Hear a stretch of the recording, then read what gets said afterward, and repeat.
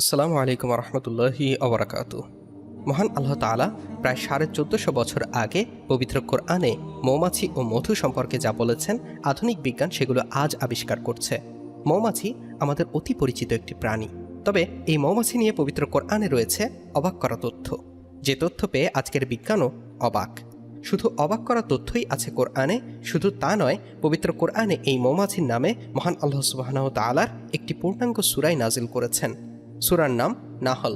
নাহল মানে মৌমাছি।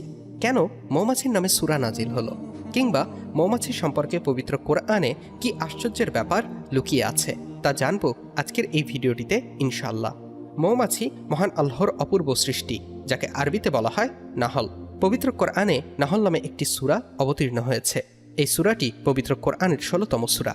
সূরাটি মক্কায় অবতীর্ণ হয়েছে এবং এর আয়াত সংখ্যা 128টি। এই সূরার 68 নম্বর আয়াতের থেকে এর নামকরণ করা হয়েছে। আমরা আগে জানতাম মৌমাছি মধু সংগ্রহ করে বিভিন্ন ফুল থেকে, অতঃপর তা মৌচাকে মজুত করে রাখে সরাসরি। আসলে তা নয়। বিজ্ঞান কিছুদিন আগে প্রমাণ করেছে মৌমাছির শরীর থেকে মধু বের হয়, অথচ পবিত্র কোরআনে প্রায় 1450 বছর আগেই বলে দিয়েছে মধু মৌমাছির শরীর থেকে বের হয়। মহান আল্লাহ তাআলা মৌমাছিদের উদ্দেশ্য করে বলেছেন, আপনার পালনকর্তা মধুমক্ষিকাকে আদেশ দিলেন, পর্বতগ্রাহে বৃক্ষ এবং উঁচু চালে গৃহ তৈরি করো। সূরা নাহল আয়াত 68। আল্লাহ তাআলা বলেন, এরপর সব প্রকার ফল থেকে ভক্ষণ করো এবং আপন পালনকর্তার উন্মুক্ত পথসমূহে চলমান হও। তার পেট থেকে বিভিন্ন রঙের পানীয় নির্গত হয়, তাতে মানুষের জন্য রয়েছে রোগের প্রতিকার। নিশ্চয়ই এতে চিন্তাশীল সম্প্রদায়ের জন্য নিদর্শন রয়েছে। সূরা নাহল আয়াত 69। মৌমাছি আমাদের জন্য উৎকৃষ্ট মধু আহরণ করে। প্রিয় নবী হযরত মুহাম্মদ সাল্লাল্লাহু আলাইহি ওয়াসাল্লাম মধু খেতে ভালোবাসতেন। শামায়েলে তিরমিজি হাদিস নম্বর 121। মৌমাছিরা দেখতে খুব ছোট একটি প্রাণী, তবে এরা খুবই পরিশ্রমী হয়। পবিত্র কোরআনে এই প্রাণীকে বিশেষ মর্যাদা দেওয়া হয়েছে। এই প্রাণীটি ফুলের রস মুখে নিয়ে সেটা থেকে জলীয় অংশ দূর করে শতভাগ ভেজালমুক্ত 1 ফোঁটা মধু তৈরি করতে যে শ্রম ও সময় ব্যয় করে, সেটা বিস্ময়কর। 1 পাউন্ড মধু বানাতে 550 মৌমাছিকে প্রায় 20 লাখ ফুলে ভ্রমণ করতে হয়। আবার 1 পাউন্ড মধু সংগ্রহ করতে একটি কর্মী মৌমাছিকে প্রায় 14.5 লাখ কিলোমিটার পথ অতিক্রম করতে হয়, যা দিয়ে পৃথিবীকে 3 বার প্রদক্ষিণ করা সম্ভব। সায়েন্স টাইমসের মতে পৃথিবীতে যত রকমের চাষ মানুষ করে থাকে তার 70% নির্ভর করে মৌমাছির ওপর। যদি মৌমাছি ফুলে ফুলে উড়ে মধু আহরণ না করে, তাহলে তাদের গায়ে ফুলের পরাগরেণু লাগবে না। সেই রেণু অন্য ফুলের গায়ে না লাগলে হবে না পরাগায়ন। খুব কম সময়ের মধ্যে পৃথিবীতে আমাদের চেনা জানা কোনো গাছের অস্তিত্ব আর থাকবে না। অ্যালবার্ট আইনস্টাইন বলেছিলেন, মৌমাছি যদি না থাকে তাহলে মানুষ নিশ্চিহ্ন হতে সময় লাগবে 4 বছর। কুরআন আরও বলেছে মধুর ঔষধি গুণের কথা। আজ আমরা জেনেছি মধুর মধ্যে রয়েছে প্রচুর খাদ্যগুণ, আছে প্রচুর ভিটামিন কে আর ফ্রুক্টোজ, আরও আছে মাঝারি অ্যান্টিসেপটিক গুণ। কেটে যাওয়া বা পুড়ে যাওয়া জায়গায় মধু লাগিয়ে রাখলে কোনো রকম ইনফেকশন হয় না, বরং কিছুক্ষণের মধ্যেই জ্বালা পোড়া ভাব কমে যায়। মধু হচ্ছে ওষুধ এবং খাদ্য উভয়ই। মধুকে বলা হয় বীর্রে এলাহি ও তিব্বে নব্বী, অর্থাৎ খোদাই চিকিৎসা ও নবী করিম সাল্লাল্লাহু আলাইহি ওয়াসাল্লামের বিধানের অন্তর্ভুক্ত। সূরা মুহাম্মদের 15 নম্বর আয়াতে আল্লাহ তাআলার ইরশাদ হচ্ছে, জান্নাতে স্বচ্ছ মধুর নহর প্রবাহিত হবে। খাদ্য ও ঋতুর বিভিন্নতার কারণে মধুর রং বিভিন্ন হয়ে থাকে।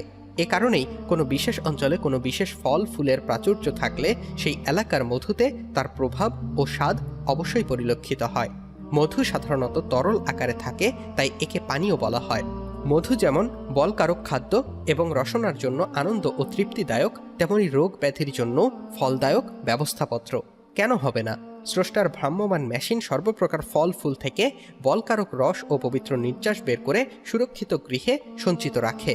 মধুর আরও একটি অনন্য বৈশিষ্ট্য এই যে নিজেও নষ্ট হয় না এবং অন্যান্য বস্তুকে দীর্ঘকাল পর্যন্ত নষ্ট হতে দেয় না। এ কারণেই হাজারো বছর ধরে চিকিৎসকরা একে অ্যালকোহলের স্থলে ব্যবহার করে আসছেন। মধু বিরেচক এবং পেট থেকে দূষিত পদার্থ অপসারক। হাদিস শরীফে উল্লেখ আছে, রাসূল সাল্লাল্লাহু আলাইহি ওয়াসাল্লামের কাছে কোনো এক সাহাবী তার ভাইয়ের অসুখের বিবরণ দিলে তিনি তাকে মধু পান করানোর পরামর্শ দেন। দ্বিতীয় দিনও এসে আবার সাহাবী বললেন, অসুখ বহাল রয়েছে। তিনি আবারও একই পরামর্শ দিলেন। তৃতীয় দিনও যখন সংবাদ এলো যে অসুখের কোনো পার্থক্য হয়নি, তখন রাসূলুল্লাহ সাল্লাল্লাহু আলাইহি ওয়াসাল্লাম বললেন, আল্লাহর উক্তি নিঃসন্দেহে সত্য, তোমার ভাইয়ের পেট মিথ্যাবাদী। উদ্দেশ্য এই যে ওষুধের কোনো দোষ নেই, রোগীর বিশেষ মেজাজের কারণে ওষুধ দ্রুত কাজ করেনি। এরপর রোগীকে আবার মধু পান করানো হয় এবং সে সুস্থ হয়ে ওঠে।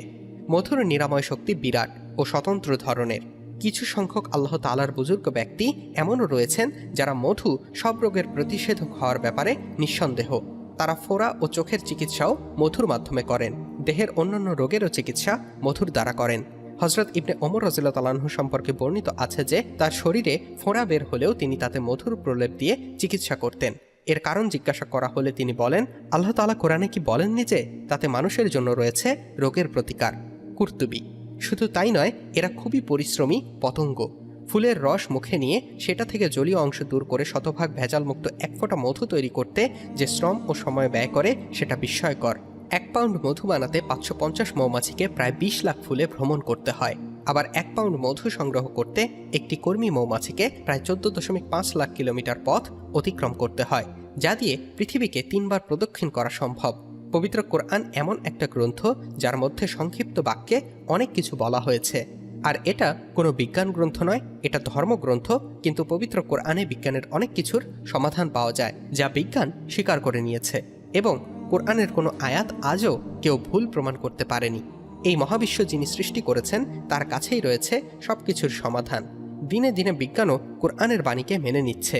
1973 সালে কার্ল ভন ফ্রিচ মৌমাছির আচরণ ও যোগাযোগের ওপর গবেষণার জন্য নোবেল পুরস্কার পেয়েছেন। মৌমাছি কোনো নতুন ফুলের বাগানের সন্ধান পেলে মৌচাকে ফিরে আসে এবং মৌমাছির নাচ নামক আচরণ দ্বারা অন্যান্য সাথীদের সে বাগানের হুবহু দিক ও মানচিত্র বলে দেয়। অন্যান্য শ্রমিক মৌমাছিকেও তথ্য দেওয়ার লক্ষ্যে এ আচরণের বিষয়টি ক্যামেরার সাহায্যে ছবি গ্রহণ সহ অন্যান্য পদ্ধতির মাধ্যমে বৈজ্ঞানিকভাবে আবিষ্কৃত সত্য। টাইম ট্রাভেল কোরআনের পথেই হাঁটছে বিজ্ঞান। 1400 বছর পূর্বে নবী সাল্লাল্লাহু আলাইহি সাল্লামের বাণীকে মেনে নিল বিজ্ঞান। মহানবী সাল্লাল্লাহু আলাইহি সাল্লামের বাণীকে সত্য প্রমাণ করল বিজ্ঞান। সুবহানাল্লাহ। মূলত শেক্সপিয়ারের হেনরি দ্য ফোর্থ নাটকের কিছু চরিত্রে মৌমাছি সম্পর্কে আলোচনা এসেছে। সেখানে মৌমাছিকে সৈনিক উল্লেখ করা হয়েছে এবং বলা হয়েছে তাদের একজন রাজা আছে। শেক্সপিয়ারের যুগে মানুষ এরকমই চিন্তা করত। তাদের ধারণা যে শ্রমিক মৌমাছিরা পুরুষ, তারা ঘরে ফিরে রাজা মৌমাছির কাছে জবাবদিহি করে। যাই হোক, এটা সত্য নয়। শ্রমিক মৌমাছিরা স্ত্রী জাতীয় এবং তারা রাজার কাছে নয় বরং রানীর কাছে জবাবদিহি করে। আজ থেকে 300 বছর আগে আধুনিক বৈজ্ঞানিক গবেষণায় এই বিষয়টি নিয়ে আলোকপাত করা হয়েছে, যা 1973 সালে কার্ল ভন ফ্রিচ এর মাধ্যমে পূর্ণতা পেয়েছে। অথচ মহান আল্লাহর বাণী পবিত্র আল কোরআনে তা 1400 বছর আগে বলা হয়েছে। সুবহানাল্লাহ। পবিত্র কুরআনুল কারীম বিজ্ঞানের কোনো বই নয়, তবে বিজ্ঞানের এমন কোনো থিওরি নেই যা পবিত্র এই বইয়ে নেই। অতএব সময় অতিবাহিত হওয়ার সাথে সাথে পবিত্র কোরআনের অনেক অজানা বিষয় ক্রমাগত প্রকাশ পাচ্ছে। ভবিষ্যতে আরও প্রকাশ পাবে ইনশাল্লাহ। বিশ্বের নামকরা বিজ্ঞানীরা যখন দেখে পবিত্র কোরআনের থিওরির সাথে তাদের গবেষণার থিওরি হুবহু মিল রয়েছে, তখন অনেক খ্রিস্টান বিজ্ঞানী মুসলমান হয়ে গেছে। এমন নজির নেহায়েত কম নয়, কারণ পৃথিবীতে একমাত্র একটি বই পবিত্র কোরআন, যে বইয়ে কোনো ভুল নেই, কোনো সন্দেহ নেই। যারা ভুল ধরতে গেছে বারবার পরাজিত হয়েছে। আল্লাহ তাআলা আমাদেরকে কোরআন জেনে বুঝে পড়ার তৌফিক দান করুন, আমিন। প্রিয় ভিউয়ার্স, ভিডিওটি ভালো লাগলে অবশ্যই একটি লাইক দেবেন ও অনেক শেয়ার করে অন্যদের দেখার সুযোগ করে দিন। সেই সাথে আমাদের চ্যানেলে নতুন হলে আমাদের চ্যানেলটি সাবস্ক্রাইব করে পাশে থাকা বেল বাটনটি প্রেস করে দিন। আল্লাহ হাফেজ।